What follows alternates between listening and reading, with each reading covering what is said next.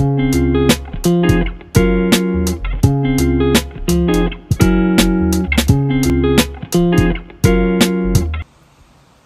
umaga, sir. Welcome po sa ating therapy for today. Ako nga po pala si Dr. Noel J. Benafa, isa po akong student nurse ng Holy Trinity University. At ako po ang naka-assign para sa mag-conduct ng ating therapy for today.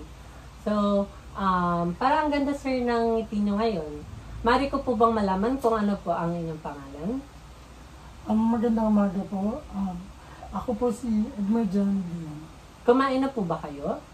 Yes po. So, maaari ko po ba, sir, matanong kung ano po ang mga paborito niyong prutas? Mga paborito kong prutas ay mangga,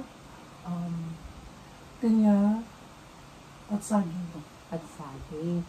So, napansin ko po na nabanggit niyo po ang saging. So, ang topic po natin for today ay ang saging. Ito siya. Alam niyo po ba na ang saging ay kulay dilaw?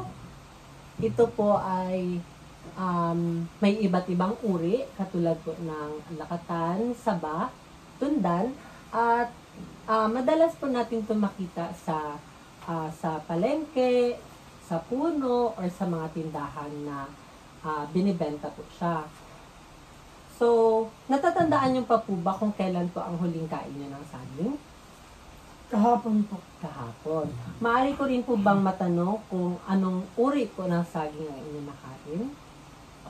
Yung tatlo pong nabanggit niyo, saba, tundan, at lakatan. So, kung i-compare niyo po siyang tatlo, sir, saan po ang pinaka nagustuhan yung uri ng saging? Yung lakatan po. Lakatan po. So, ang saging po ay may iba't ibang nagagawa sa ating katawan. Ito po ay mapapadali ang ating pagdumi dahil po ito po ay nagko-contain ng fiber. At ito ring saging po ay nakakatulong sa pampatibay ng ating mga buto.